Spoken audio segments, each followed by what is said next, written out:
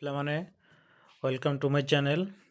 ପିଲାମାନେ ଆଜି ଯେଉଁ ଦଶମର 2024 ଆନୁଆଲ୍ ଯେଉଁ ବିଜ୍ଞାନ ପରୀକ୍ଷା ହେଇଥିଲା ଜେନେରାଲ୍ ସାଇନ୍ସ ତାର ଆନ୍ସର୍ କିଟା ମୁଁ ବନେଇଛି। ଏ କ୍ୱେଶ୍ଚନ୍ଟା ମୋର ଗୋଟେ ଷ୍ଟୁଡେଣ୍ଟସଠୁ ମୁଁ ନେଇକି ମୁଁ ଏଇଟା ବନେଇଛି ତୁମମାନଙ୍କ ପାଇଁ। ତ ପିଲାମାନେ ତୁମର ଆନ୍ସର୍ କି ସହିତ ତୁମେ ଯାହା ଆନ୍ସର୍ ଲେଖିକି ଆସିଲ ତାକୁ ମିଳେଇ ଦିଅ ଆଉ ଦେଖ ତୁମର କେତେ ମାର୍କ ରହୁଛି ତୁମେ ଜାଣିପାରିବ। ତ ପିଲାମାନେ डायरेक्ट आम क्वेश्चन को जीवा समय न नष्ट करिए तुम आगामी एग्जाम देख कौन करिया। फास्ट आमर सेक्शन 1 फिजिकल साइंस प्रथम क्वेश्चन खाद्य डब्बा गुड़िक जिंक द्वारा प्रलेप न हो टीन प्रलेप होता है यार कारण कौन यार कारण हो पे जिंक टीन ठारू अधिक प्रतिक्रियाशील। एवं पे माने मुझे कारण एक्सप्लेन मुझे करी ना कि तुम मैंने आगामी एग्जाम प्रिपरेशन हम से है। तो कारण हूँ जिंकटा बेसी प्रतिक्रियाशील तेना खाद्य पदार्थ सहित प्रतिक्रिया कर पॉइजनियस केमिकल तैयारी कर जोटा आम असुविधा हम। तो जिंक टीन ठारू अधिक प्रतिक्रियाशील होता या प्रलेप व्यवहार कराए ना ही टीन को व्यवहार कराए आलुमिनियम को व्यवहार कराए। देख पे 2 नंबर एसिटाल्डिहाइड रे थिबा सक्रिय ग्रुप संकेत कौन पे जो सक्रिय ग्रुप ये एसिटाल्डिहाइड मीन्स आल्डिहाइड लिखाई ना तो ये आल्डिहाइड बॉन्ड CHO ठीक अच्छे। तापर पे 3 नंबर क्वेश्चन को आसवा।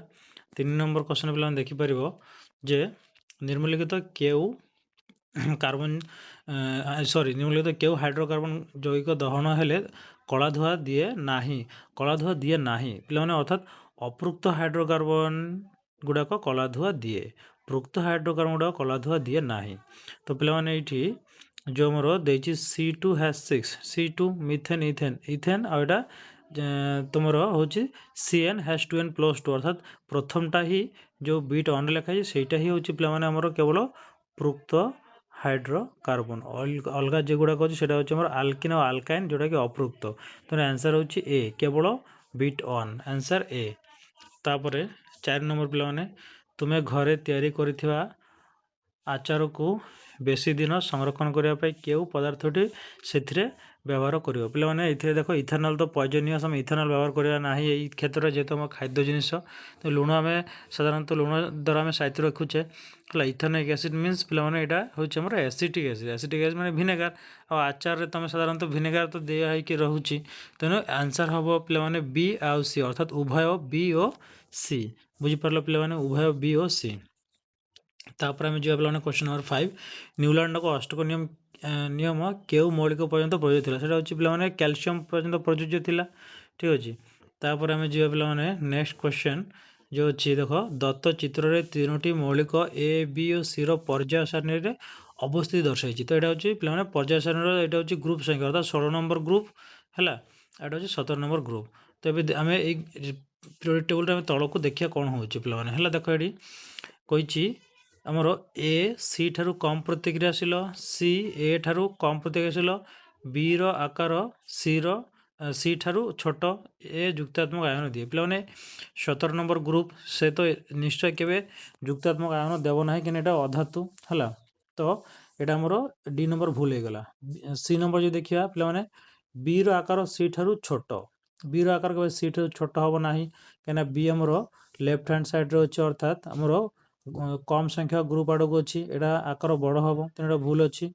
जदि आम बी नंबर को जीवा सी ए ठारू कम प्रतिशत पे ये देख यहाँ गोटे जिनिस जोटा कि बही डायरेक्ट लिखाएनि तो आम ये माने अच्छी बही कि डायरेक्ट लिखाएनि तो आम कौन करवा आम जाना जे गोटे निर्दिष्ट ग्रुप रे आम तो जो एटॉमिक रेडी है एटॉमिक रेडी विषय जानते किंतु आम जो गोटे निर्दिष्ट ग्रुप रे हमारे बही डायरेक्ट लिखाई जोटा जो ये माने प्रतिक्रियाशीलता तो प्रतिक्रियाशीलता भी लिखाई किंतु आम डायरेक्ट तो लिखाई तेणु आम कौन करवा देख गोटे ग्रुप रे कौन हो पे ऊपर तल को जिते आसो ऊपर तल को तो जब आम धातव हो मीन्स मेटाल हो तो से क्षेत्र में आमर नहीं कि प्रतिक्रियाशीलता पे कौन हम ना प्रतिक्रियाशीलता आमर माने से हिसाब से बढ़ किंतु धातु क्षेत्र में प्रतिक्रियाशीलता आमर कमिज तेणु सॉरी अधातु क्षेत्र में प्रतिक्रियाशीलता कमिज तेणु सी ए ठारू कम प्रतिक्रियाशील यहाँ हूँ ठीक ऑप्शन माने सीटा हूँ ए ठारू कम प्रतिक्रियाशील हम कहीं ऊपर तल को आसला आ गए अधातु तो अधातु तल को आसिले प्रतिक्रियाशीलता कमी जाए ठीक अच्छे। तो पे यहाँ गला है आम जा नेक्स्ट क्वेश्चन 7 तुम्हें एक उत्तल दर्पण फोकस और पोल मध्य ठिया ହୋଇଛ ତୁମର ପ୍ରତିବିମ୍ବର ଆକାର କିପରି ହେବ? ପିଲାମାନେ ଆମେ ଉତ୍ତର ଦର୍ପଣର ଯୋଉଠି ବି ଆମେ ଛିଡ଼ା ହେଲେ ପ୍ରତିବିମ୍ବର ଆକାର କ୍ଷୁଦ୍ର ହେବ ତମମାନେ ଜାଣିଛ। ତେଣୁ ଏଇଟା ହେଉଛି ପିଲାମାନେ କ୍ଷୁଦ୍ର। ତାପରେ ଶବ୍ଦକୋଷର ଛୋଟ ଅକ୍ଷର ପଢ଼ିବା ପାଇଁ କେଉଁ ପ୍ରକାର ଲେନ୍ସକୁ ବ୍ୟବହାର କରାଯିବ? ପିଲାମାନେ ଆମେ ତ ଜାଣିଛେ ଯେ ଛୋଟ ଅକ୍ଷରକୁ ବଡ଼ କରିକି ଦେଖାଇବ ତା ପାଇଁ ଆମେ ତ ନିଶ୍ଚୟ ଆମେ ଯେଉଁ ଲେନ୍ସ ନେବା ସେ ହେଉଛି ଉତ୍ତଳ ଲେନ୍ସ ନେବା। କିନ୍ତୁ ଏଇଠି ଫୋକସ୍ ଦୂରତା ବି ଦେଇଦେଇଛି ତ ପିଲାମାନେ ଦେଖ ଯଦି 50 ସେଣ୍ଟିମିଟର ସେଇଟା ବହୁତ ମାନେ ବଡ଼ ଫୋକସ୍ ତ ବହୁତ ଲମ୍ବା ଫୋକସ୍ ହେଉଛି। ତ ଏତେ ଲମ୍ବା ଫୋକସ୍ ଆମର ଦରକାର ନାହିଁ। ଆମେ ଯେହେତୁ ମ୍ୟାଗ୍ନିଫାଇଂ ଗ୍ଲାସ୍ ବ୍ୟବହାର କରିକି ଆମେ ଡିକ୍ସନାରୀ ପଢ଼ିବା ଶବ୍ଦକୋଷ ପଢ଼ିବା ତେଣୁ 5 ସେଣ୍ଟିମିଟର ବା ଆମର ମାନେ 5 ରୁ 7 ସେଣ୍ଟିମିଟର ଭିତରେ ଫୋକସ୍ ଦୂରତା ଥିଲେ ହେଇଯିବ। ତେଣୁ 5 ସେଣ୍ଟିମିଟର ଫୋକସ୍ ଦୂରତା ବିଶିଷ୍ଟ ଉତ୍ତର ଲେନ୍ସଟା ଆମର ଆନ୍ସର୍ ଠିକ୍ ଅଛି। ତାପରେ ଆଗକୁ ଯିବା। ଗୋଟିଏ ଉତ୍ତଳ ଦର୍ପଣର ବକ୍ରତା ବ୍ୟାସାର୍ଦ୍ଧ 24 ସେଣ୍ଟିମିଟର ହେଲେ ଏହାର ଫୋକସ୍ ଦୂରତା କେତେ? ପିଲାମାନେ ଫୋକସ୍ ଦୂରତା ବକ୍ରତା ବ୍ୟାସାର୍ଦ୍ଧ ମାନେ r equal to 2f equal to r/2 ତ ଏଇଟା 24 ହେଲେ ଏଇଟା ହେଉଛି ପିଲାମାନେ 12 ଠିକ୍ ଅଛି। ଏଇଟା ଗଲା। ତାପରେ ପିଲାମାନେ ତୁମେ ଦେଖୁଥିବା ବସ୍ତୁର ପ୍ରତିବିମ୍ବ ଚକ୍ଷୁର କେଉଁ ଅଂଶରେ ସୃଷ୍ଟି ହୁଏ? ପିଲାମାନେ ଏଇଟା ମୁକରିକା ଡାଇରେକ୍ଟ କ୍ୱେଶ୍ଚନ୍ ତୁମେ ଜାଣିଛ ଆମ ଆଖିର ମୁକରିକାରେ ଯାଇକି ସୃଷ୍ଟି ହୁଏ। ମୁକରିକାରେ ମାନେ ସୃଷ୍ଟି ଯେଉଁ ଲେନ୍ସ ଦ୍ୱାରା ମୁକରିକା ଉପରେ ଯାଇକି ପଡ଼ିବ ସେଇଟା ହେଉଛି ଆମର ସ୍କ୍ରିନ୍ ଭଳିଆ କାମ କରୁଛି। ସେଇଠି ଆମେ ପଢ଼ିଲେ ଦେଖିପାରୁଛେ ପିଲାମାନେ। ପ୍ରଦତ୍ତ କେଉଁ କାରଣ ଗୁଡ଼ିକ ଯୋଗୁଁ ଲାଲ ବର୍ଣ୍ଣକୁ ବିପଦ ସଂକେତ ରୂପେ ବ୍ୟବହାର କରାଯାଏ? ହେଲା ବିପଦ ସଂକେତ ମାନେ ଦୂରରୁ ଦେଖାଯିବ ପିଲାମାନେ ସବୁ କଣ୍ଡିସନରେ ଦେଖାଯିବ। ଘନ କୁହୁଡ଼ି ହେଉ କିମ୍ବା ଆମର ମାନେ ଅନ୍ଧାର ରାତି ହେଉ କିମ୍ବା ଆମର ସେଇଠି ବାୟୁମଣ୍ଡଳରେ କୌଣସି ଜଳକଣା ପଳାଇ ଆସୁ ବା ଯାହା ବି ହେଉ ତ ଲାଲ ବର୍ଣ୍ଣ ତରଙ୍ଗ ଦୈର୍ଘ୍ୟ ସର୍ବାଧିକ ଠିକ୍ ଅଛି। ଲାଲ ବର୍ଣ୍ଣ ତରଙ୍ଗ ଦୈର୍ଘ୍ୟ ସର୍ବାଧିକ ହେଇଥିବା ଯୋଗୁଁ ତାର ଭେଲୋସିଟି ଆମର କ'ଣ ହେଇଛି ନା ପିଲାମାନେ ଭେଲୋସିଟି ମଧ୍ୟ ସବୁଠାରୁ ଅଧିକ ଏବଂ ତାର ଲାଲ ବର୍ଣ୍ଣର ଆଲୋକ କୁହୁଡ଼ିରେ ଅତ୍ୟନ୍ତ କମ୍ ବିଚ୍ଛୁରଣ ହୁଏ। ଠିକ୍ ଅଛି ପିଲାମାନେ ଲାଲ ବର୍ଣ୍ଣର ଆଲୋକ କମ୍ ବିଚ୍ଛୁରଣ ହେବ ଏବଂ ଆମର ଲାଲ ବର୍ଣ୍ଣର ଆଲୋକ ମଧ୍ୟ ଆମର ମାନେ ବେଶୀ ପ୍ରତିଶ୍ରୁତ ବି ହେବ ନାହିଁ। ଲାଲ ବର୍ଣ୍ଣର ଆଲୋକ କଲଏଡ୍ କଣିକା ଦ୍ୱାରା କମ୍ ବିଚ୍ଛୁରଣ ହୁଏ। ତ ସବୁ ଗୁଡ଼ାକ ଠିକ୍ ଅଛି ପିଲାମାନେ। ଅପସନ୍ ହେଉଛି ଡି ଅର୍ଥାତ୍ ଉଭୟ ମାନେ ସବୁ ପଏଣ୍ଟ 1, 2 ଏବଂ 3 ଗୁଡ଼ାକ ଠିକ୍ ଅଛି।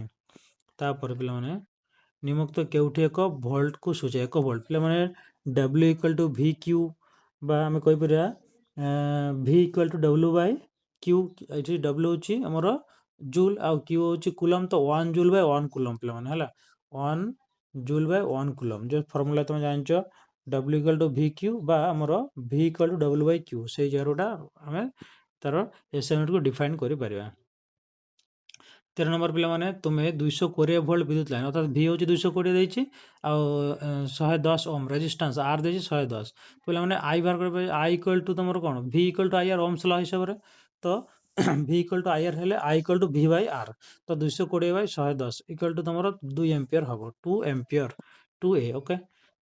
ନେକ୍ସଟ କ୍ୱେଶ୍ଚନ୍ ପିଲାମାନେ ଚିତ୍ର ତୁମେ ଦେଖ ଏ ରୁ ବି ପଏଣ୍ଟ ପର୍ଯ୍ୟନ୍ତ ଫାର୍ଷ୍ଟ ମାନେ ପାରାଲାଲ୍ କନେକ୍ସନ୍ ହୁଏ ତ ପାରାଲାଲ୍ ଫର୍ମୁଲା ପକାଇକି ବାହାର କରିବ ହେଲା 1/r equal to 1/2 plus 1/2 half half ମିଶିକି 1 ହେବ ଆଉ ତାକୁ ଓଲଟାଇଲେ ବି 1 ପ୍ଲସ୍ ଏପଟେ ହେଉଛି 2 ତ 1 ପ୍ଲସ୍ 2 ଇକ୍ୱାଲ୍ ଟୁ 3 ତ ପିଲାମାନେ ଏଇଟା ଆନ୍ସର୍ ହେବ 3 ହେଲା। ଏଇଟା ସବୁ ମୁଁ ବାହାର କରିଛି ସବୁ ତୁମର ଯଦି କେମିତି କ'ଣଟା ବାହାର କରାଯାଇଛି କ'ଣ ହେଇଛି ନା ନାହିଁ ତୁମେ ଯଦି ଏକ୍ଜାମ୍ ପରେ ଜାଣିବା ପାଇଁ ଚାହୁଁଛ ତୁମେ କମେଣ୍ଟ କରିବ ମୁଁ ଭିଡ଼ିଓ ବନେଇଥିବି ତୁମେ ଏକ୍ଜାମ୍ ପରେ ଦେଖିବ କାହିଁକିନା ଏବେ ଏକ୍ଜାମ୍ ଭିତରେ ଏଇଟା ଦେଖିବ ନାହିଁ ଅଲଗା ପାଠ ତୁମେ ପଢ଼ ଯେଉଁ ଏକ୍ଜାମ୍ ଆଗକୁ ଅଛି।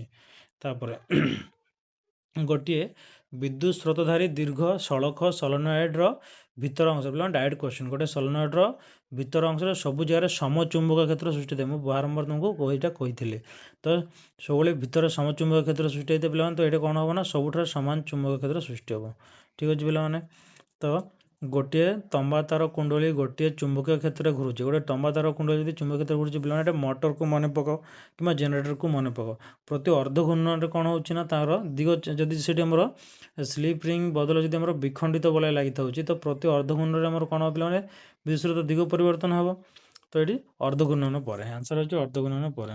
ତାପରେ ପିଲାମାନେ ଗୋଟିଏ ପ୍ରୋଟନ୍ ଏକ ଚୁମ୍ବକ କ୍ଷେତ୍ରରେ ପିଲାମାନେ ପ୍ରୋଟନ୍ କିମ୍ବା ଇଲେକ୍ଟ୍ରନ୍ ଯିଏ ବି ଚୁମ୍ବକ କ୍ଷେତ୍ରରେ ଯାଅ ତା ଉପରେ ଯଦି ବଳ ପ୍ରୟୋଗ ହେବ ବଳ ପ୍ରୟୋଗ ହେଲେ ତାର ଭେଲୋସିଟି ଚେଞ୍ଜ ହେବ ଗୋଟେ ଜିନିଷକୁ ତୁମେ ଟାଣିଦେବ ବା ଠେଳିଦେବ ହେଲେ ତାର ମାସ୍ କେବେ ବି ଚେଞ୍ଜ ହେବ ନାହିଁ ବସ୍ତୁ ଚେଞ୍ଜ ହେବ ନାହିଁ ତାର ଗତି ବଦଳିଯିବ ଅର୍ଥାତ୍ ତାର ଦିଗ ବଦଲା ଯାଇପାରେ ତାର ଭେଲୋସିଟି ମାନେ ବେଗ ବା ପରିବେଗ ପରିବର୍ତ୍ତନ ହୋଇପାରେ କିନ୍ତୁ କେବେ ତାର ବସ୍ତୁ ପରିବର୍ତ୍ତନ ହେବ ନାହିଁ ତ ବସ୍ତୁ ପରିବର୍ତ୍ତନ ହେବ ନାହିଁ ପିଲାମାନେ ତ ଯେହେତୁ ବସ୍ତୁତ୍ୱ ପରିବର୍ତ୍ତନ ହେବ ନାହିଁ ହେଲେ ଆମର ଆନ୍ସର୍ ଆସିବ ସି, କାହିଁକିନା ସବୁଥିରେ ବସ୍ତୁତ୍ୱ ଅଛି ଖାଲି ସିର ବସ୍ତୁତ୍ୱ ନାହିଁ।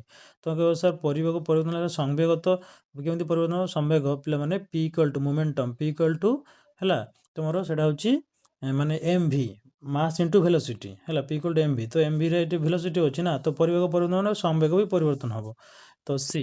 ତ ପିଲାମାନେ ତାପରେ 18 ନମ୍ବର, ଲଘୁପତନ ହୋଇଥିବା ପରିପଥରେ ବିଦ୍ୟୁତ୍ ପ୍ରବାହର କି ପରିବର୍ତ୍ତନ ହୁଏ? ପିଲାମାନେ ଡାଇରେକ୍ଟ କ୍ୱେଶ୍ଚନ୍, ଆମର ବିଦ୍ୟୁତ୍ ସ୍ରୋତ ପରିମାଣ ବହୁ ପରିମାଣରେ ବଢ଼ିଯାଏ ପିଲାମାନେ ହେଲା, ତୁମେ ଜାଣିଛ ଏଇଟା।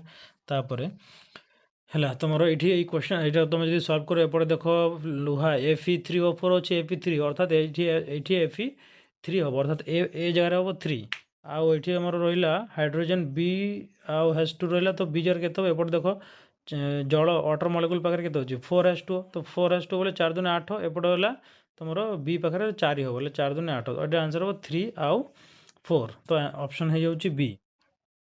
20 ନମ୍ବର, ପ୍ରଦତ୍ତ ପରିଘଟନା ମଧ୍ୟରୁ କେଉଁଗୁଡ଼ିକରେ ବିଘଟନ ପ୍ରତିକ୍ରିୟା ଦେଖାଯାଏ? ପିଲାମାନେ ଚୂନପଥର ଦହନ, ଠିକ୍ ଅଛି, ଚୂନପଥର କ୍ୟାଲସିୟମ୍ କାର୍ବୋନେଟ୍କୁ ଦହନ କଲେ calcium oxide plus carbon dioxide ପାଇବା ଆମେ।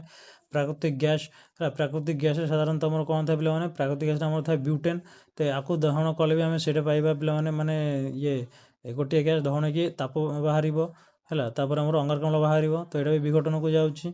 ଲେଡ୍ ନାଇଟ୍ରେଟ୍ ହେଲା, PbNO3ର ହଲ୍2, ଏଥିରେ ବି ଦହନ କଲେ ପିଲାମାନେ ଲେଡ୍ ଅକ୍ସାଇଡ୍ ଆମେ ପାଉଛେ, ଅଲଗା ଅଲଗା ପ୍ରଡ଼କ୍ଟ ବି ପାଉଛେ, ତ ଏଇସବୁ ବିଘଟନ ପ୍ରତିକ୍ରିୟା ହେଲା, ତ ଆନ୍ସର୍ ହେଉଛି ଡି, 1, 2, 3 ସବୁ ଯାକ ବିଘଟନ ହେଲା, ଠିକ୍ ଅଛି ପିଲାମାନେ। ତାପରେ 20 ହେଲା, ଏବେ 21 ନମ୍ବରରେ ଆସୁଛି ପ୍ରଶମନୀକରଣ, ପିଲାମାନେ ଡାଇରେକ୍ଟ କ୍ୱେଶ୍ଚନ୍, ଅମ୍ଳ ଏବଂ କ୍ଷାରକ ମିଶିଲେ ପ୍ରଶମନୀକରଣ ହୁଏ ହେଲା, ଠିକ୍ ମାତ୍ରାରେ ମିଶିଲେ। ତାପରେ ପିଲାମାନେ ଗୋଟିଏ ଦ୍ରବଣ ନୀଳ ଲିଟମସ୍କୁ ଲାଲରେ ପରିଣତ କରେ। ପିଲା ନୀଳ ଲିଟମସ୍କୁ ଲାଲ କରେ, ତୁମକୁ ମୁଁ କହିଥିଲି BAR ବାର, ଅର୍ଥାତ୍ ତୁମର ବ୍ଲୁ ଲିଟମସ୍କୁ ଏସିଡ୍ ରେଡ୍ କରେ, BAR ବ୍ଲୁ ଲିଟମସ୍କୁ ଏସିଡ୍ ରେଡ୍ କରେ, ତ ଏଠି ଏସିଡ୍ ସେ ଯେହେତୁ ବ୍ଲୁ ଲିଟମସ୍କୁ କରୁଛି ତୁମର ଲାଲ ବନାଉଛି, ତ ଏଠି ଦେଖ ତୁମେ 7 ହେଉଛି ନ୍ୟୁଟ୍ରାଲ୍, 8 ହେଉଛି କ୍ଷାରକ, ମାନେ 7ରୁ ଉପରେ ସବୁ କ୍ଷାରକକୁ ପଳାଇ ଆସୁଛି, 5 ହେଉଛି ଏସିଡ୍, ତ ଆନ୍ସର୍ ହେଉଛି ଡି ପିଲାମାନେ ହେଲା। ତାପରେ ଆସୁଛି 23 ନମ୍ବର, ଅଜୀର୍ଣ୍ଣ ରୋଗକୁ ଚିକିତ୍ସା କରିବା ପାଇଁ କେଉଁଗୁଡ଼ିକ ବ୍ୟବହାର କରାଯାଇପାରିବ? ପିଲାମାନେ ଆମର ଦେଖ ଏଠି ଲେମ୍ବୁ ପାଣି, ଏଇଟା ଏସିଡ୍, ଆହୁରି ତୁମେ ଅଜୀର୍ଣ୍ଣରେ ଯେ ଏସିଡ଼ିଟି ହେଇଛି ତାକୁ ଆଉ ଥରେ ଏସିଡ୍ ଦେଲେ ବେଶୀ ହେଇଯିବ, ତ ଲେମ୍ବୁ ପାଣି କାଟିଦେଲେ ରହିଯାଉଛି ଖାଇବା ସୋଡ଼ା। ଖାଇବା ସୋଡ଼ା ବି ଆମେ ଖାଇପାରିବା, କିନ୍ତୁ ଡାଇରେକ୍ଟ ଖାଇବା ନାହିଁ, ପାଣିରେ ଗୋଳାଇକି ଅଳ୍ପ ଟିକେ ପିଇପାରିବା, କିନ୍ତୁ ଆମେ ଏଇଟା ଡାଇରେକ୍ଟ କେବେ ବି ପିଇବା ନାହିଁ। ତାପରେ ହେଉଛି ପ୍ରତି ଅମ୍ଳ ତ ଜାଣିଛ ଏଇଟା ଆନ୍ସର୍ ମୃଦୁ କ୍ଷାର, ତ ଆମେ ଦୁଇଟା ଯାକକୁ ବ୍ୟବହାର କରିପାରିବା। ଅପସନ୍ ଏ ଆଉ 3 ହେଇଯାଉଛି, ଅର୍ଥାତ୍ ମାନେ ଅପସନ୍ ହେଉଛି ଡି, ଆଉ ବିଟ୍ 1 ଆଉ 3 ଠିକ୍ ଅଛି, ସେଥିପାଇଁ ଅପସନ୍ ହେଉଛି ଡି ପିଲାମାନେ ହେଲା। ତାପରେ ଯାଉଛି 24 ନମ୍ବର, ପ୍ରଦତ୍ତ ଉକ୍ତିଗୁଡ଼ିକ ମଧ୍ୟରୁ କେଉଁଟି ଭୁଲ? ପିଲାମାନେ ସାଧାରଣ ତାପମାତ୍ରାରେ ସମସ୍ତ ଧାତୁ କଠିନ ଅବସ୍ଥାରେ, ଏଇଟା ଭୁଲ ଅଛି ଫାର୍ଷ୍ଟ, କାହିଁକିନା ସବୁ ଧାତୁ ତ କଠିନ ରହିବ ନାହିଁ, ଗୋଟିଏ ତ ଆମର ଗୋଟିଏ ଧାତୁ ଯିଏକି ତରଳ ଅବସ୍ଥାରୁ ସେ ହେଉଛି ପାରଦ ପିଲାମାନେ, ଠିକ୍ ଅଛି, ବାକି ସବୁ ଦେଖ ପଢ଼ିକି ଦେଖ ତୁମେ ଅପସନ୍ ସବୁ ଠିକ୍ ଅଛି ହେଲା।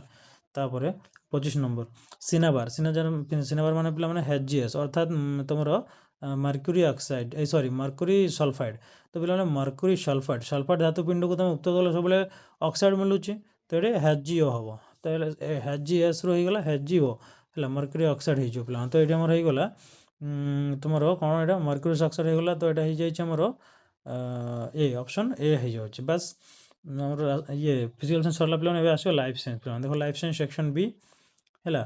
କେଉଁଠି ଉଦ୍ଭିଦର ଉପଜାତ ପଦାର୍ଥ ନୁହେଁ? ପିଲାମାନେ ୟୁରିଆ ଉଦ୍ଭିଦରୁ ବାହାରୁନି, ବାକି ଖଇର, ଝୁଣା, କିଛି କେତେ ଗଛର ଆମର ଲ୍ୟାଟେକ୍ସ କ୍ଷୀର ଟାଇପ୍ର ବାହାରୁଛି ନା, ଗଛର ପତ୍ର ଭାଙ୍ଗିଲେ ଯେମିତି ଆକନ୍ଦ ଗଛ ହେଲା, ତ ଏଇ ଟାଇପ୍ର, ତ ଆନ୍ସର୍ ହେଇଯାଉଛି ଡି। ତାପରେ 27 ନମ୍ବର ପିଲାମାନେ, କେଉଁ ଫାଇଟୋ ହର୍ମୋନ୍ କୋଷ ବିଭାଜନର ହାର ବୃଦ୍ଧି କରିଥାଏ? ପିଲାମାନେ ସାଇଟୋକାଇନିନ୍, ଏଠି ତୁମେ ଜାଣିଛ ସାଇଟୋ ମାନେ ହେଉଛି କୋଷ, ତ ସାଇଟୋକାଇନିନ୍ର କୋଷ ଡିଭିଜନ୍ ଏଇଟା ବେଶୀ ହେଉଛି। କେଉଁ ଯୋଡ଼ାଟି ଅସମ୍ପର୍କିତ? ପିଲାମାନେ ଦେଖ ଲେଡ଼ିକ୍ କୋଷ ଟେଷ୍ଟୋଷ୍টেରୋନ୍ ଠିକ୍ ଅଛି, ଆଲଫା କୋଷ ଗ୍ଲୁକାଗନ୍ ଠିକ୍ ଅଛି, ଗ୍ରୋଥ ହର୍ମୋନ୍ ବାମନତା ଠିକ୍ ଅଛି, ଆଡ୍ରିନାଲ୍ ଗ୍ରନ୍ଥି ଏଇଟା ହେଉଛି ଆମର ଆକସ୍ମିକ ଗ୍ରନ୍ଥି ପିଲାମାନେ, କିନ୍ତୁ ଏଇଟା ଜୈବିକ ଘଡ଼ି ନୁହେଁ, ଜୈବିକ ଘଡ଼ି ହେଉଛି ପିନିଆଲ୍, ତ ଏଇଟା ଭୁଲ ଅଛି, ତ ଏଇଟା ହେଉଛି ଅସମ୍ପର୍କିତ, 28 ନମ୍ବର ବି। ତାପରେ ହେଲା 29 ନମ୍ବର ପିଲାମାନେ, ସମବିଭାଜନର କେଉଁ ଉପଅବସ୍ଥାରେ ନୂତନ ଗୁଣସୂତ୍ର କୋଣାକାର ଭି ଆକାର? ପିଲାମାନେ ଲିକ୍ୱିଡ଼ ଅବସ୍ଥାରେ ଯେତେବେଳେ 2 ମେରୁ ଆଡ଼କୁ ପଳାଇଯିବ, ତାର ସେଣ୍ଟରରେ ସବୁ ଆମର ତର୍କତନ୍ତ ଲଗାଇକି ଟାଣିବ, ହେଲେ ସେ ଭି ଆକାର ଧାରଣ କରେ, ସେଟା ହେଉଛି ଉତ୍ତର ଅବସ୍ଥା, ଆନ୍ସର୍ ହେଉଛି ଉତ୍ତର ଅବସ୍ଥା ହେଲା। 30 ନମ୍ବର, ଭ୍ରୂଣ ପୋଷରେ ଗୁଣସୂତ୍ର ସଂଖ୍ୟା କେତେ? ପିଲାମାନେ ଭ୍ରୂଣ ପୋଷ ମାନେ ତୁମେ ଜାଣିଛ 3N ହେଲା, ଆମର ଯେଉଁ ଗୋଟିଏ ଆମର ପୁଯୁଗ୍ମକ ସହିତ ଆମର ମିଶୁଛି କ'ଣ, ଦ୍ୱିତୀୟକ NH ମିଶୁଛି ତ ପିଲାମାନେ 3n ହେଇଯାଉଛି ଅର୍ଥାৎ ଏଠି 3n। ଯୁବକ୍ରାନ୍ତି ପରେ ପ୍ରତି ମାସରେ କେତୋଟି ପିଲାମାନେ ପ୍ରତି ମାସରେ ନର୍ମାଲ ଯଦି ଆମେ ଦେଖିବା ଏକ୍ସେପସନାଲକୁ ଛାଡ଼ିଦେଲେ ପ୍ରତି ମାସରେ ଗୋଟିଏ ହିଁ ଡିମ୍ବାଣୁ ବାହାରିକି ଡିମ୍ବବାହୀ ନଳୀରେ ପ୍ରବେଶ କରେ। ଯଦିଓ ଆମର ଫିମେଲ କ୍ଷେତ୍ରରେ ଦୁଇଟି ଡିମ୍ବାଶୟ ରହୁଛି ତଥାପି ଗୋଟିଏ ଡିମ୍ବାଶୟ ରେଷ୍ଟରେ ଥାଏ ଆଉ ଗୋଟିଏ ଅଲ୍ଟରନେଟ୍ ଡିମ୍ବାଶୟ ଗୋଟିଏ ଡିମ୍ବାଣୁ ତିଆରି କରେ, ତମେ ଏଇଟା ଜାଣିଛ। ତାପରେ ହେଲା 32 ଏଡ୍ସ ଚିହ୍ନଟ ପାଇଁ ସବୁଠାରୁ ବିଶେଷ ପିଲାମାନେ ଯେତେ ଗୁଡ଼ା ଅଛି ଏଇଟା ଏଲାଇଜା ଆଲଫା ରିଟା ସବୁ ହିଁ ଏଡ୍ସର, କିନ୍ତୁ ୱେଷ୍ଟର୍ଣ୍ଣ ବ୍ଲଟିଂ ହେଉଛି ବେଶୀ ବିଶ୍ୱସ୍ତନୀୟ ବୋଲି ଆମ ବହିରେ ଲେଖା ହେଇଛି, ଏଇଟା ତମେ ଜାଣିଛ। ସେଇ ହିସାବରେ ଆମର ଆନ୍ସର ହୋଇଯାଉଛି ୱେଷ୍ଟର୍ଣ୍ଣ ବ୍ଲଟିଂ। ହେଲା 33 ମେଣ୍ଡେଲଙ୍କ ପରୀକ୍ଷଣରେ ଚୟନ କରିଥିବା ମଟର ଗଛର 7 ଯୋଡ଼ା ବୈକଳ୍ପିକ ଗୁଣ। ପିଲାମାନେ ଏଇଟା ଫୁଲର ରଙ୍ଗ ଦେଇଛି, ଆନ୍ସର ହେଉଛି ଫୁଲର ରଙ୍ଗ। ଆକ୍ଚୁଆଲି ମଞ୍ଜିର ରଙ୍ଗ ନାହିଁ, ଏ ମଞ୍ଜିର ରଙ୍ଗ ଏଇଟା କ'ଣ ହେଉଛି ନା ଏଇଟା ମଞ୍ଜି ରଙ୍ଗ ବୋଲେ ଏଇଟା ଛୁଇ ମୁଁ ଭାବିଥିଲି ବୋଲି ଲେଖିଦେଇଥିଲି, କିନ୍ତୁ ଛୁଇ ଅଲଗା, ଏଇଟା ଆନ୍ସର ହେଇଯିବ ଫ୍ଲୋର ରଙ୍ଗ। ହେଲା ତ ଏଠି ମଞ୍ଜିର ଆକାର ଅଛି, ଗଛର ଉଚ୍ଚତା ଆମର ସେଠି ଅଛି, ମଞ୍ଜିର ରଙ୍ଗ ବି ସେଠି ଆମର ହେଲା ଅଛି, କିନ୍ତୁ କହିଛି ମଟର ଗଛ 7 ଯୋଡ଼ା ବିକଳ୍ପ ମଧ୍ୟରେ କେଉଁ ଗୁଣଟି ଅନ୍ତର୍ଭୁକ୍ତ ନୁହେଁ। ତ ପିଲାମାନେ ଏଇଟା ହେଇଯିବ ଆମର ହେଲା ଫୁଲର ରଙ୍ଗ ସେଠି ନାହିଁ। ହେଲା ମଞ୍ଜିର ରଙ୍ଗ ସେଠି ଅଛି। ତାପରେ ଦ୍ୱିସଂକରଣ ପରୀକ୍ଷଣରୁ ମେଣ୍ଡେଲ କେଉଁ ନିୟମଟି ପାଇଥିଲେ? ପିଲାମାନେ ଏକକ ନୀତି, ପ୍ରୟୋଗ ନୀତି ଏବଂ ପୃଥକୀକରଣ ସବୁ ଏକକ ନୀତିରୁ ପାଇଥିଲେ।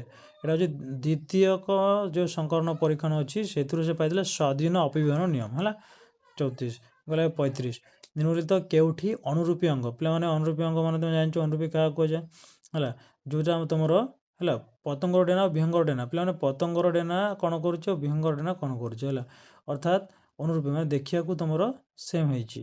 ହେଲା ତ ଅନୁରୂପୀ ଅଙ୍ଗ ଏଠି ଅଛି। ଆଜିର ମାନବ ହେଲା ହୋମୋ ସାପିଏନ୍ସ 5 ଲକ୍ଷ ବର୍ଷ ପରେ ପିଲା ଡାଇରେକ୍ଟ କ୍ୱେଶ୍ଚନ୍ ଆଫ୍ରିକା ତମେ ଜାଣିଛ। ହେଲା ତାପରେ କାର୍ବନ ପରିମାଣ ଅନୁଯାୟୀ କେଉଁଠି ଉତ୍କୃଷ୍ଟ ଧରଣ? ପିଲାମାନେ ଏଇଟା ଜାଣିଛ ଆନ୍ଥ୍ରାସାଇଡ୍। ହେଲା 98+ ଯେଉଁଟା ଥାଏ ଆନ୍ଥ୍ରାସାଇଡ୍। ହେଲା ତାପରେ ହେଲା ବୀଜାଣୁକୁ ପରିସଂସ୍ଥାରେ କେଉଁ ପ୍ରକାର ଉପାଦାନ ଅନ୍ତର୍ଭୁକ୍ତ କରାଯାଇଛି? ପିଲାମାନେ ଏଇଟା ହେଉଛି ଅପଘଟକ। ହେଲା ପରିସଂସ୍ଥାରେ ଉତ୍ପାଦକ ସ୍ତରରେ ଶକ୍ତିର ପରିମାଣ ଏଇଟା ତୁମେ 10% ନିୟମରେ ପିଲାମାନେ ଯଦି କାଢ଼ିଦେବ, ଏଇଠି ଲେଖା ହେଇଛି ମାଂସାଶୟ ସ୍ତର 2। ପିଲାମାନେ ମାଂସାଶୟ ସ୍ତର 2 ଯିଏ ସେ ହେଉଛି ଖାଦ୍ୟ ସ୍ତରରେ ଆମର କେତେ? ଖାଦ୍ୟ ସ୍ତର ସେ ହେଉଛି 3। ତ ଯଦି ଆମର ହେଲା ଗଛ ଯଦି ତିଆରି କରୁଛି 100, ଗଛକୁ ଯିଏ ଖାଇଥିବ ସେ ଯାଉଛି ଆମର ମାନେ 2 ନମ୍ବରକୁ ପଳାଉଛି, ସେଥିରେ ପଳାଇବ 100। ତାପରେ ଯିଏ ଖାଉଛି ସେ 3 ନମ୍ବରକୁ ପଳାଇବ, ସେ ହେଉଛି 10। କିନ୍ତୁ ଏଇଟା ହେଉଛି ମାଂସାଶୟ ସ୍ତର 2 ମାନେ ଟୋଟାଲ୍ 3 ନମ୍ବର, ସେ ଯିବ 3 ନମ୍ବର ଭକ୍ଷ୍ୟ କରେ ଅର୍ଥାତ୍ 1 ପଳାଇ ଆସିବ। ହେଲା ପିଲାମାନେ ବୁଝିପାରିଲ ନା ନାହିଁ? ମାନେ ମାଂସାଶୟ ସ୍ତର 2ର ଅର୍ଥ ହେଉଛି ସେ ହେଉଛି ଆମର ଟୋଟାଲ୍ ଭକ୍ଷକ ହେଉଛି ତୃତୀୟକ ଭକ୍ଷକ। ମାଂସାଶୟ ସ୍ତର 2 ହେଲେ ସେ ଭକ୍ଷକ କ୍ଷେତ୍ରରେ ତୃତୀୟ କରିବ, କାହିଁକିନା ପ୍ରଥମେ ଯିଏ ସବୁ ସେ ତ ମାଂସାଶୀ ନୁହେଁ ନା, ସେ ତ ଗଛ ଖାଉଥିବ, ସେ ତ ଶାକାହାରୀ ନା। ତେଣୁ ମାଂସାଶୟ ସ୍ତର 2 ମାନେ ସେ ମୋଟରେ ତୃତୀୟକ ଭକ୍ଷକ। ଆଉ ତୃତୀୟକ ଭକ୍ଷକ ଆଉ ଏପଟେ ରହିଲେ ଆମର ଉତ୍ପାଦକ ନିଜେ ଟୋଟାଲ୍ ମିଶିକି 4ଟା ଲେଭେଲକୁ ଦେଖ। ହେଲେ 1000ରୁ ଷ୍ଟାର୍ଟ କର, 1000ରୁ ଷ୍ଟାର୍ଟ କରି 4ଟା ଲେଭେଲରେ ଆସିଲେ 1 ଆସୁଛି, ଅର୍ଥାତ୍ 1000ର 10% 100, 100ର 10% 10, 10ର 10% 1। ତେଣୁ ପିଲା ଆନ୍ସର ହେଇଯିବ 1 1 କ୍ୟାଲୋରି। ହେଲା ଠିକ୍ ଅଛି। କେଉଁଠି ନବୀକରଣ ଯୋଗ୍ୟ ପ୍ରାକୃତିକ ସମ୍ପଦ? ପିଲାମାନେ ଜଳ। ହେଲା ଜଳ ହେଉଛି ନବୀକରଣ ଯୋଗ୍ୟ। ପିଲାମାନେ ଆମେ ଚାହିଁଲେ ଜଳକୁ ସଂରକ୍ଷଣ କରିଲେ ତା'ର ପରିମାଣ ସ୍ଥିର ହେଇକି ରହିବ। ହେଲା ତାକୁ ଆମେ ଭିନ୍ନ ଭିନ୍ନ ଯେଉଁ ତୁମେ ଶକ୍ତି ସଂରକ୍ଷଣ ନିୟମ ପାଳନ କଲେ ଜଳର ପରିମାଣ ଆମର ପୃଥିବୀ ପୃଷ୍ଠରେ ଆମେ ତାକୁ ନବୀକରଣ ଯୋଗ୍ୟ କରିପାରିବା। ଠିକ୍ ଅଛି ପିଲାମାନେ, ଠିକ୍ ଅଛି। ତାପରେ ଆମେ ଦେଖିବା 40 ନମ୍ବର ହେଇଗଲା। ଏବେ ନେକ୍ସଟ ଯିବା ଓଡ଼ିଶାର ଚନ୍ଦକା ଡମ୍ପରା କେଉଁଥିପାଇଁ ପ୍ରସିଦ୍ଧ? ତୁମେ ତ ଜାଣିଛ ପିଲାମାନେ ଏଇଟା ହେଉଛି ଆମର ଓଡ଼ିଶାର ଯେଉଁ ଚନ୍ଦକା ଅଛି ଭୁବନେଶ୍ୱରକୁ ଲାଗିଛି, ସେଇଟା ଆମର ହାତୀ ପ୍ରକଳ୍ପ ପାଇଁ ପ୍ରସିଦ୍ଧ। ହେଲା ଚନ୍ଦକା ହାତୀ। ହେଲା କରୋନା ଭୂତାଣୁ କେଉଁ ବର୍ଗର ଅନ୍ତର୍ଭୁକ୍ତ? ଏଇଟା ବର୍ଗ ଦେଇଛି ବୋଲି ତୁମେ ବିଲକୁଲ ବି କନଫ୍ୟୁଜ୍ ହେବ ନା, ଏଠି ବର୍ଗ ପଚାରୁଛି। ବର୍ଗ ପଚାରିଲେ ତୁମେ ଆଗରୁ ଜାଣିଛ ନିଡ଼ ଭିରାଲେସ୍। ହେଲା ଠିକ୍ ଅଛି, କିନ୍ତୁ ବର୍ଗ ପରେ ଆମର ବଂଶକୁ ଯାଉଛି, ବଂଶ ପରେ ଆମର ଉପ ବଂଶକୁ ଯାଉଛି, ସେଇଟା ଅଲଗା କଥା ପିଲାମାନେ। ଶ୍ରେଣୀକୁ ଯାଉଛି ସେଇଟା ଅଲଗା। ହେଲା ତ ଏଇଟା ଯେଉଁ ରହିଛି ବଂଶ ପଚାରିଛି, ବର୍ଗ ପଚାରିଛି, ତ ବର୍ଗ ମାନେ ହେଉଛି ନିଡ଼ ଭିରାଲାସ୍ ପିଲାମାନେ। ତାପରେ କୋଭିଡ-19 ରୋଗକୁ ବିଶ୍ୱ ମହାମାରୀ ଡାଇରେକ୍ଟ କ୍ୱେଶ୍ଚନ୍ ପିଲାମାନେ, ଏଇଟା 11 ମାର୍ଚ୍ଚ 2020, ଏଇଟା ସମସ୍ତେ ଜାଣିଛ। ହେଲା ତାପରେ ହେଲା ତୁମର 44 କେଉଁ ଗ୍ରନ୍ଥିରୁ ଉଭୟ ଏଞ୍ଜାଇମ୍ ହରମୋନ୍? ମିକ୍ସ ଗ୍ଲାଣ୍ଡ, ଅଗ୍ନାଶୟ ପିଲାମାନେ ଜାଣିଛ ମିକ୍ସ ଗ୍ଲାଣ୍ଡ ମିଶ୍ରିତ ଗ୍ରନ୍ଥି। ହେଲା ତାପରେ ପିଲାମାନେ ହେଲା କେଲଭିନ୍ ଚକ୍ରର କେଉଁ ପର୍ଯ୍ୟାୟରେ ଗ୍ଲୁକୋଜ୍ ସଂଶ୍ଳେଷଣ ହୁଏ? ପିଲାମାନେ କେଲଭିନ୍ ଚକ୍ରକୁ ଟୋଟାଲ୍ ଆମେ 3 ଭାଗ କରିପାରିବା, ପ୍ରଥମ, ଦ୍ୱିତୀୟ ଏବଂ ତୃତୀୟ। ଏବଂ ପ୍ରଥମେ ତୁମେ ତ ଜାଣିଛ କ'ଣ ହେବ? ହେଲା ତ କେଲଭିନ୍ ଚକ୍ରର ପ୍ରଥମ ସ୍ତରରେ ପିଲାମାନେ ଆମର ଯେଉଁ ଗ୍ରାହକନୁ ଗୁଡ଼ାକ କ'ଣ କରୁଛି ଏଟା ସହିତ ସଂଶ୍ଳେଷଣ କରାଉଛି ଇଏ ତୁମର ଗ୍ରାହକ ଅଣୁ ଆସିକି ମିଶୁଛି ତାପରେ ଦ୍ୱିତୀୟରେ ଆମର ଗ୍ଲୁକୋଜ ସଂଶ୍ଳେଷଣ ହେଉଛି ତୃତୀୟରେ ପୁନରୁତ୍ଥାନ ହେଉଛି ତ ଆମର ଆନ୍ସର ହେଇଯିବ ଏଟା ଦ୍ୱିତୀୟ ପିଲାମାନେ ହେଲା। ତାପରେ 46 କେଉଁ ଉତ୍ପାଦ ଅମ୍ଳଜାନ ଅଭାବରୁ ପେଶୀକୋଷ ଶ୍ୱସନରୁ ମିଳିଥାଏ ପେଶୀକୋଷ ହେଉଛି ଅମ୍ଳଜାନ ଅଭାବ ତୁମେ ଜାଣିଛ ଏଠି ଲାକ୍ଟିକ୍ ଏସିଡ୍ ହେଲା ତ ଏଇଟା ଥିଲା 46 ତାପରେ ପିଲାମାନେ ଆସୁଛୁ ଆମର ହେଲା 47କୁ ଆସିବା ହେଲା 47ରେ ତୁମେ ଦେଖ ତ ପିଲାମାନେ ଏଠି ଯେଉଁ ଅଛି କେଉଁଠି ମଣିଷ ଶ୍ୱାସତନ୍ତ୍ରର ସଠିକ କର୍ମ ଅଟେ ତ ପିଲାମାନେ ଦେଖ ତୁମେ ଏଠି ଯଦି ସବୁକୁ ତୁମେ ମିଳେଇବ ତ ଲାଷ୍ଟ ତୁମେ ଦେଖ ନାସା ରନ୍ଧ୍ର ରହିଛି ତ ପ୍ରଥମେ ଆମ ନାସା ରନ୍ଧ୍ର ରହୁଛି ନାସା ରନ୍ଧ୍ର ପରେ ପିଲାମାନେ ନାସା ପଥ ରହୁଛି ନାସା ପଥ ଯେଉଁ ଆମର କମନ୍ ସେଣ୍ଟର ଗ୍ରସନୀ ରହୁଛି ପିଲାମାନେ ଗ୍ରସନୀ ହେଉଛି ଯେଉଁ ଆମର ଯେଉଁ ଜଙ୍କସନ୍ ହେଲା ଯେଉଁ ଗ୍ରସନୀ ପରେ ଯଦି ଆମେ ଶ୍ୱାସନଳୀ ଆଡ଼କୁ ଯିବା ଶ୍ୱାସନଳୀ ତାପରେ ଶ୍ୱାସନଳୀ ଶ୍ୱାସନଳିକା ନଳିକାରୁ ଆସୁଛି ଫୁସଫୁସ୍ ପିଲାମାନେ ତ ଆନ୍ସର ହେଉଛି ଡି ଅପସନ୍ ହେଇଯାଉଛି ଡି 47ରୁ ଡି ହେଇଯାଉଛି।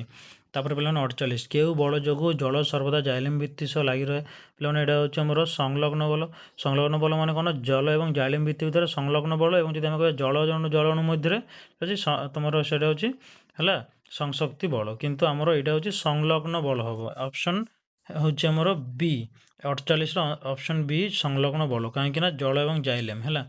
ତାପରେ ପିଲାମାନେ 49ର ହେଇଯାଉଛି ମଣିଷ ଶରୀରରେ ଅମ୍ଳଜାନ ବିହୀନ ରକ୍ତ ସଞ୍ଚାଳନ ପିଲାମାନେ ଅମ୍ଳଜାନ ବିହୀନ ରକ୍ତ ସଞ୍ଚାଳନ ଆମର ହାର୍ଟର କେବଳ ହେଲା ରାଇଟ୍ ସାଇଡ଼୍ରୁ ହିଁ ପିଲାମାନେ ହେଉଛି ଯଦି ହାର୍ଟର ରାଇଟ୍ ସାଇଡ଼୍ରୁ ତ ଦେଖିବା ରାଇଟ୍ ସାଇଡ଼୍ ଫାର୍ଷ୍ଟ କରୁଛୁ ହେଲା ବାମ ପଟର ଅଳିନ୍ଦ ନା ଦକ୍ଷିଣ ଦେଖ ଅପସନ୍ ଯଦି ଆମେ ଦେଖିବା ବି ନମ୍ବର ଦକ୍ଷିଣ ପଟ ଅଳିନ୍ଦ ବାମ ଏଠି ବାମ ମିଶିକି ଅଛି ବି ହେବ ନାହିଁ ସିକୁ ଦେଖ ଦକ୍ଷିଣ ପଟର ଅଳିନ୍ଦ ଓ ନୀଳ ଅର୍ଥାତ୍ ଦକ୍ଷିଣ ପଟ ଅଳିନ୍ଦ ଦକ୍ଷିଣ ପଟ ନୀଳ ଦୁଇଟା ମଧ୍ୟ ଦେଇ ରକ୍ତ ପ୍ରବାହ ଏଇଟା ଠିକ୍ ଅଛି ଅପସନ୍ ସି ହେଇଯିବ କାହିଁକିନା ଅମ୍ଳଜାନ ବିହୀନ ରକ୍ତ କହିଛି ପ୍ରଥମେ ଆମର ହେଲା ଦକ୍ଷିଣ ଅଳିନ୍ଦରେ ଆମର ଆସିବ ହେଲା ଦକ୍ଷିଣ ଅଳିନ୍ଦରେ ଆସିକି ଆମର ମାନେ ଉର୍ଦ୍ଧ୍ୱ ମହାଶୟ ନିମ୍ନ ମହାଶୟ ରକ୍ତ ପଶିବ ପଶିକି ଆଉ ଥରେ ଦକ୍ଷିଣ ଅଳିନ୍ଦରୁ ଦକ୍ଷିଣ ନୀଳ ଦେଇକି ଯିବ ଆମର କେଉଁଠି ହେଲା ଫୁସଫୁସ ଧମନୀ ଦେଇକି ଫୁସଫୁସକୁ ଯିବ ତ ଏଇଟା ଅପସନ୍ ହେଇଯିବ ସି। 50 ନମ୍ବର ହେଉଛି ସୁସ୍ଥ ଲୋକର ମୂତ୍ରରେ କେଉଁ ଉପାଦାନ ଥିଲେ ରୋଗର ସୂଚନା ମିଳେ ପିଲାମାନେ ୟୁରିଆ ୟୁରିଆ ତ ମୂତ୍ରରେ ରହିବ ଏକା ବଡ଼ିରେ ୟୁରିଆ ବାହାରି ଗଲେ ଏକା ଆମର କିଡ଼ନୀ ଭଲ ବୋଲି ଆମେ କହିବା ହେଲା ଗ୍ଲୁକୋଜ୍ ନା ଏଇଟା ଅପସନ୍ରେ ଥାଉ ସୋଡ଼ିୟମ୍ କ୍ଲୋରାଇଡ଼୍ ପିଲାମାନେ ସୋଡ଼ିୟମ୍ କ୍ଲୋରାଇଡ଼୍ ଲୁଣ ନର୍ମାଲ୍ ଲୁଣ ଏଇଟା ତ ବାହାରିବ ହେଲା କ୍ରିଏଟିନିନ୍ ବି ବାହାରିବ କିନ୍ତୁ ଗ୍ଲୁକୋଜ୍ ନୁହେଁ ଗ୍ଲୁକୋଜ୍ ବାହାରିଲେ ଆମର ରୋଗର ସୂଚନା ମିଳେ ହେଲା ତୁମେ ଜାଣିଛ ଗ୍ଲୁକୋଜ୍ ଆମର ନର୍ମାଲ୍ ଲୋକଙ୍କର ୟୁରିନ୍ରେ ଗ୍ଲୁକୋଜ୍ ବାହାରିବ ନାହିଁ ତ ପିଲାମାନେ ହେଲା ଥ୍ୟାଙ୍କ ୟୁ ତ ଏମିତି ହିଁ ତୁମର 50ଟି ଯାକ କ୍ୱେଶ୍ଚନ୍ର ଆନ୍ସର୍ ତୁମକୁ ମୁଁ ଦେଲି ହେଲା ତ 50ର ଆନ୍ସର୍ ହେଇଗଲା ବି ଆଉ ତୁମେ ଆଗାମୀ ଏକ୍ଜାମ୍ ପାଇଁ ପ୍ରିପେୟାର ହୁଅ ହେଲା ମ୍ୟାଥ୍ ପାଇଁ ତୁମକୁ ବେଷ୍ଟ ଅଫ୍ ଲକ୍ ଠିକ୍ ଅଛି ପିଲାମାନେ ଥ୍ୟାଙ୍କ ୟୁ।